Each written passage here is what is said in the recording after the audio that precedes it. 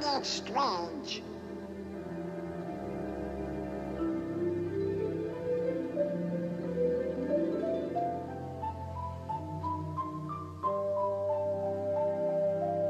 Sure, that's an odd-looking creature.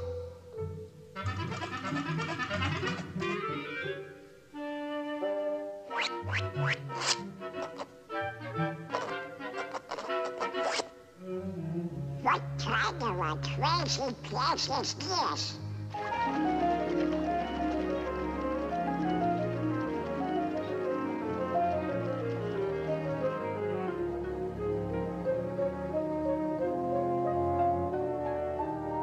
Well, what are you? Strollers? Pi is equal to 3.141592653589747, etc., etc., etc. Huh? Hello? Hello? Hello, Donald. That's me. Where am I? Mathmagic Land. Mathmagic Land? Never heard of it. It's the land of great adventure. Well, who are you? I'm a spirit, the true spirit of adventure. That's for me. What's next? A journey through the wonderland of mathematics. Mathematics? That's for eggheads.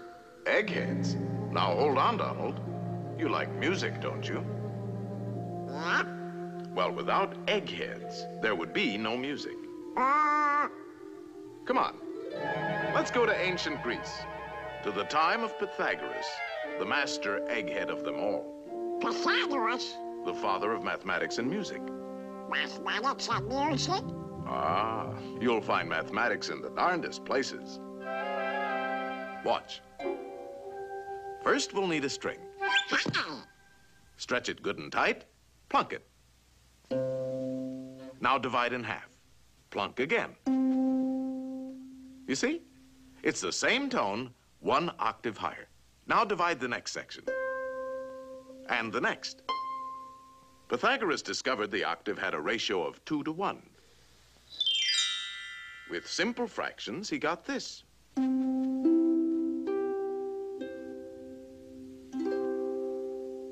And from this harmony in numbers developed the musical scale of today.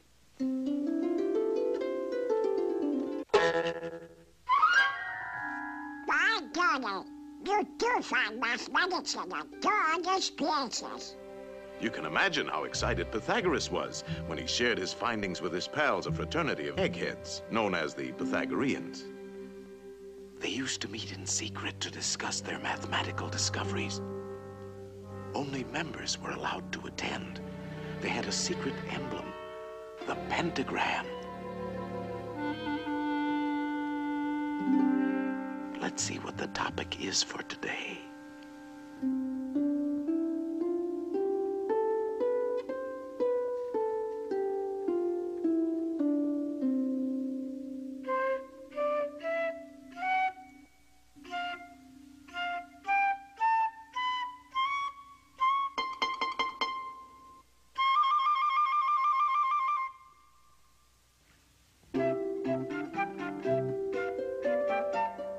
What's going on? It's a jam session. Give me something with a beat. Shh.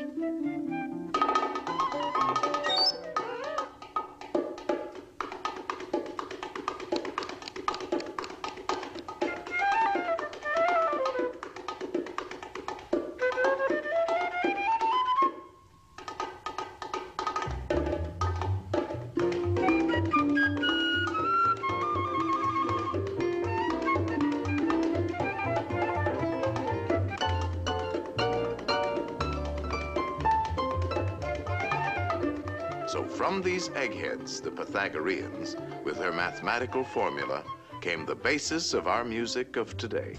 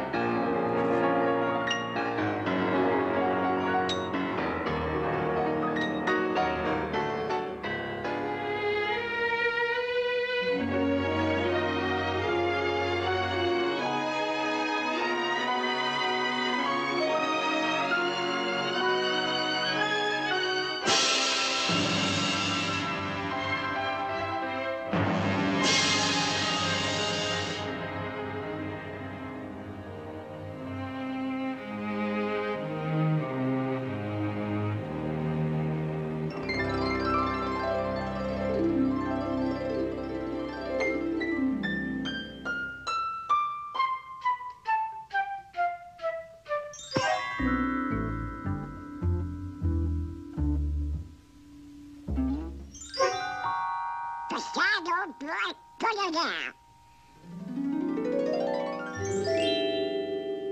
Well, I'll be a persuaded fan. It was our old friend Pythagoras who discovered that the pentagram was full of mathmagic. The two shorter lines combined exactly equal the third. And this line shows the magic proportions of the famous golden section. The second and third lines exactly equal the fourth. Once again, we have the golden section. But this is only the beginning. Hidden within the pentagram is a secret for creating a golden rectangle, which the Greeks admired for its beautiful proportions and magic qualities. The star contains the golden rectangle many times over.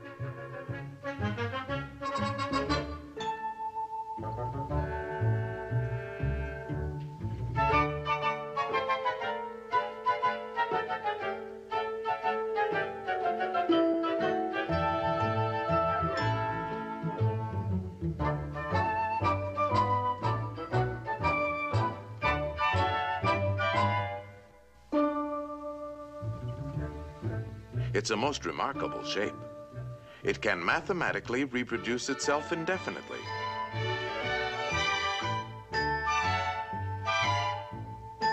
All these rectangles have exactly the same proportions.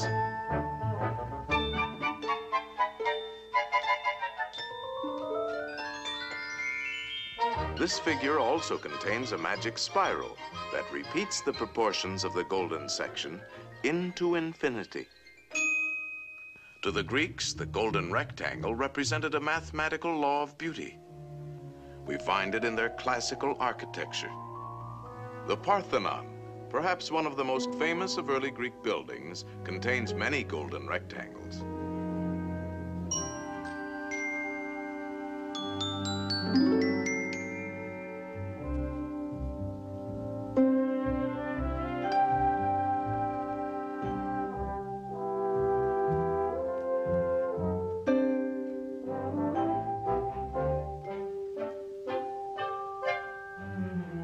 These same golden proportions are also found in their sculpture.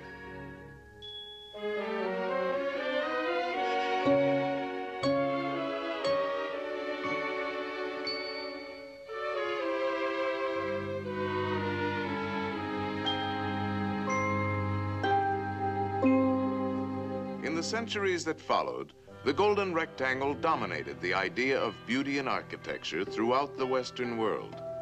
The Cathedral of Notre Dame is an outstanding example. The Renaissance painters knew this secret well.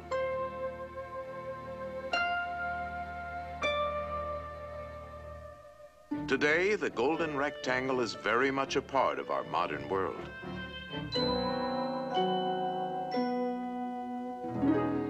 Modern painters have rediscovered the magic of these proportions. Indeed, this ideal proportion is to be found in life itself. Boy, oh boy, oh boy. This is mathematics. I got mathematical figures like that. Donald. Get me to it. No. Ideal proportion. Not quite. No, I'm afraid not. Well, we can't all be mathematically perfect. Oh, yeah? Yeah, I knew I could do it. Now that you're all pent up in a pentagon, let's see how nature uses this same mathematical form, the petunia, the star jasmine,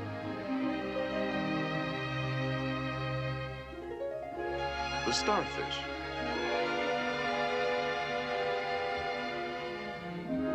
the wax flower,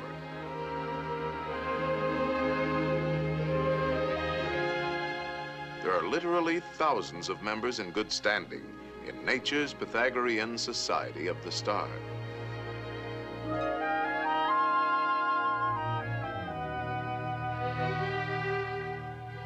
All nature's works have a mathematical logic, and her patterns are limitless.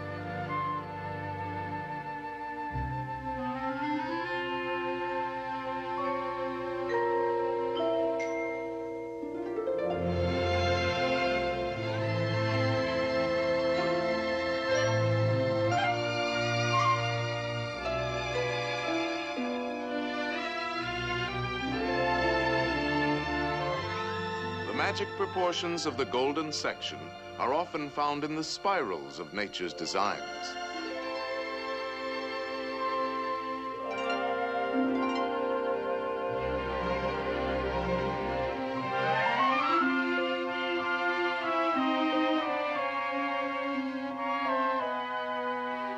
The profusion of mathematical forms brings to mind the words of Pythagoras. Everything is arranged according to number and mathematical shape. Yes, there is mathematics in music, in art, in just about everything. And as the Greeks had guessed, the rules are always the same.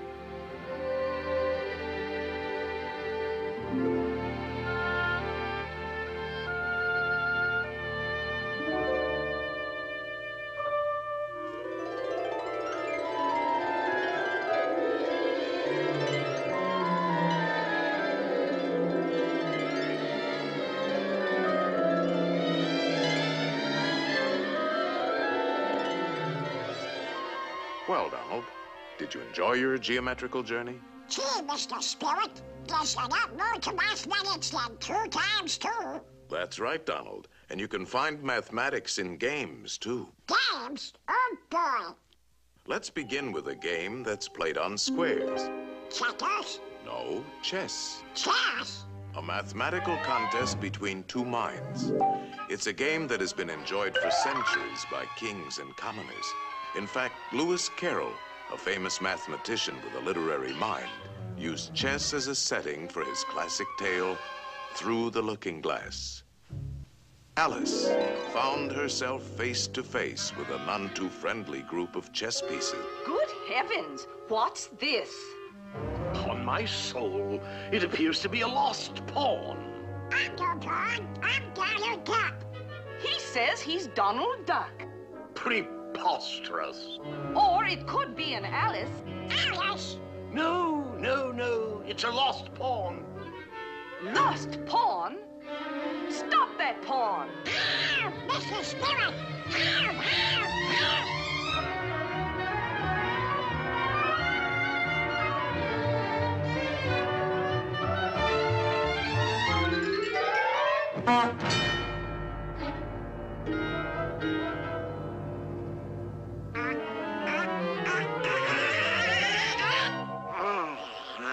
Phew, that was close. Now you can look at this game from a safer perspective.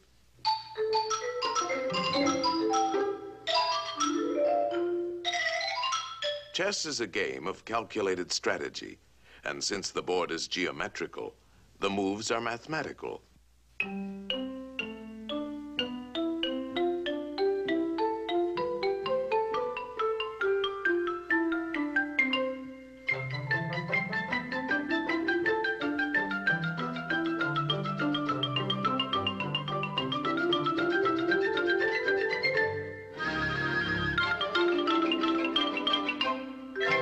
Checkmate, and the game is over.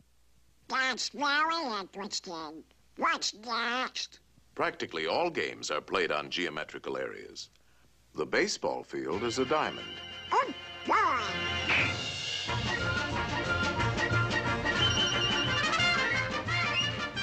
And without mathematics, we couldn't even keep score. Football is played on a rectangle divided by yard lines. Basketball is a game of circles, spheres, and rectangles.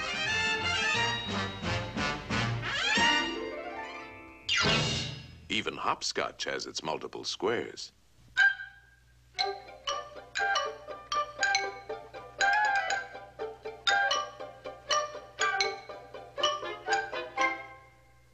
What's next? Tennis? No, a mathematical game played on a field of 2 perfect squares, using 3 perfect spheres, and a lot of diamonds. In other words, billiards. Oh, boy. That's for me. You know the game, don't you, Donald? Of course. The cue ball has to hit the other 2 balls. Like this.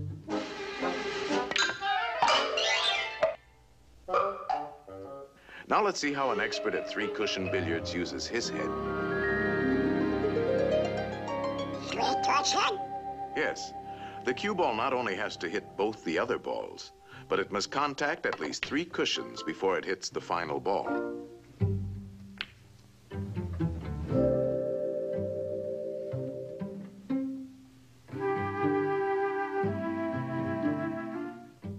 One, two, three.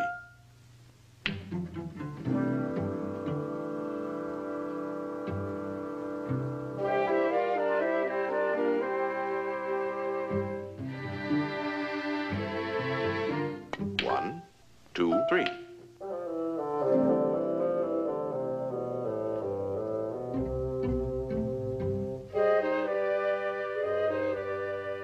It takes an expert to make several shots in succession. 1, 2, 3, 4, 5, 6. Wow! That was not a good shot. Luck? No, it's skill. For this game, you have to know all the angles.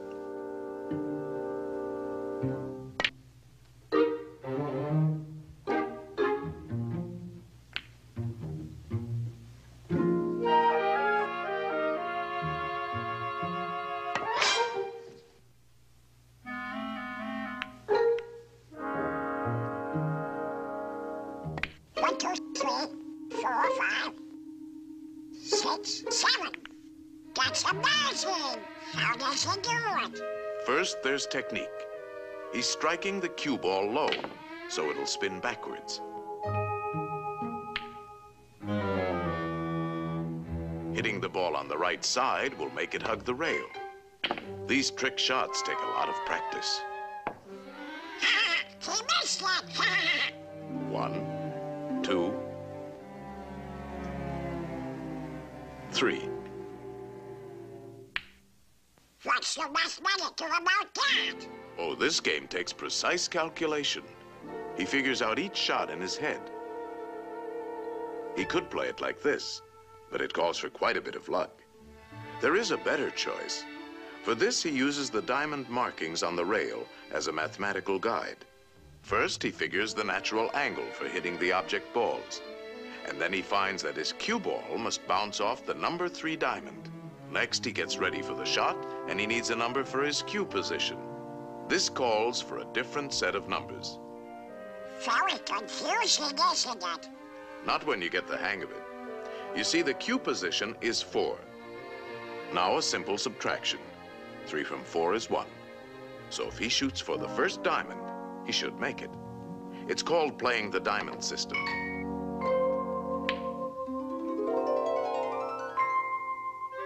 Natural angle, 2. Cue position, 1.5, 2, 2.5, 3, 3.5. 2 from 3.5 is 1.5. So, shoot halfway between the first and second diamonds. There's nothing to it. Let me try.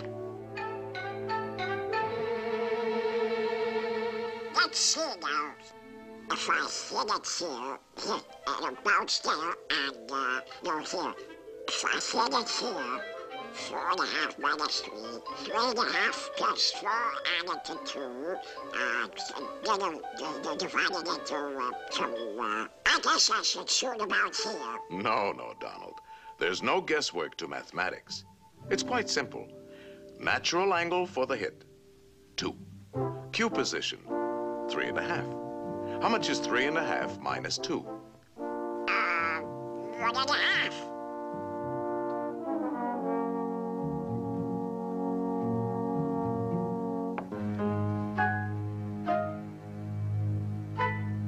Hey, it works! Oh boy, it's a 6. If I hit it here, 3.5 plus 4, 2, 4.5 minus 3, it's divided by 9. You're making it tough for yourself, Donald.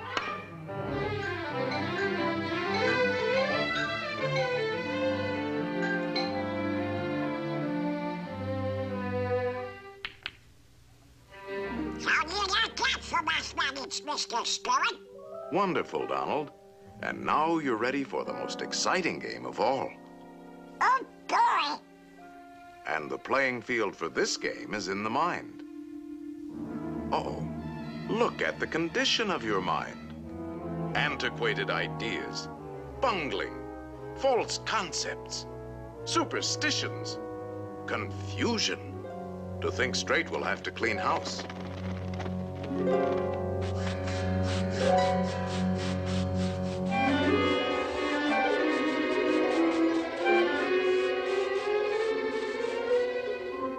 There, that's more like it. A nice clean sweep. This game is played with circles and triangles. Think of a perfect circle. A perfect circle. Perfect circle. Perfect. Ah, put a triangle inside and turn it. Now spin the circle. And what have you got? A ball. Yes, a sphere. The shape of things is first discovered in the mind. Slice off the top, and we have a magnifying glass. That's right. A lens is a section of a sphere. All optical instruments are created through mathematics. You see, there's a lot more to mathematics than just numbers and equations. Let's get back to our circle and triangle. Roll it, and we have a wheel.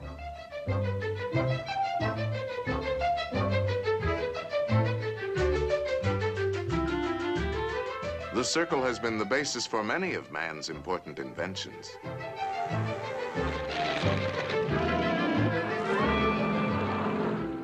The mind can create the most amazing things. If we spin the triangle, we have a Cone. slice the cone. The cone is full of useful mathematical shapes. Slice it again. Slice it several times. The orbits of all planets and satellites can be found in the cone. No matter how you slice it, it's always mathematics. A slice like this gives us the reflector of a searchlight. A slice like this, the mirror of a giant telescope. A line on a cone, and we have a drill. And a spring.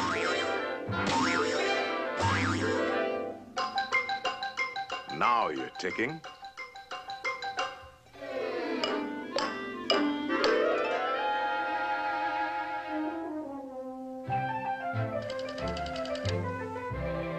Number, please.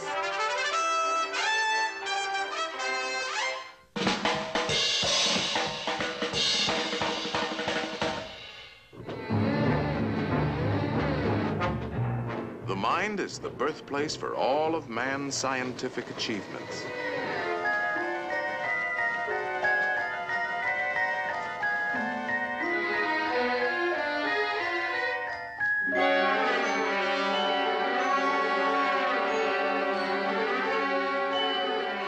The mind knows no limits when used properly. Think of a pentagram, Donald.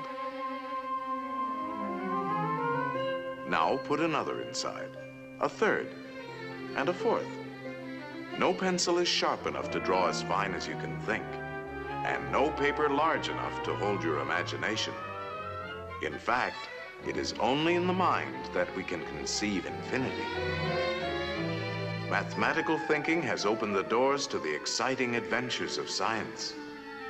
I'll be doggone. I've never seen so many doors before. Each discovery leads to many others, an endless chain.